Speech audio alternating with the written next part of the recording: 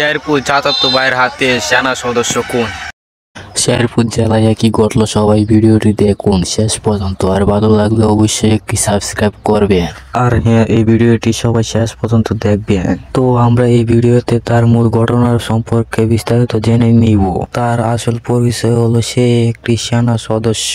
তার নাম হলো ওয়াসিম আকরাম এবং সে দীর্ঘদিন ধরে সেনাবাহিনীতে কাজ করত এবং সে হলো একটি সাধারণ পরিবারের ছেলে এবং তাকে এমন ভাবে মারা হয়েছে যা মানুষও কখনো মারে না এবং কি তাকে ঢাকা ইমার্জেন্সি হসপিটালে নেওয়া হয়েছে এবং কি তাকে দেখে ডাক্তারের রিপোর্ট দিয়েছে সে কখনো কথা বলতে পারবে না এবং এই কথা শুনে তার মা বাবা কান্না করতে লাগলো।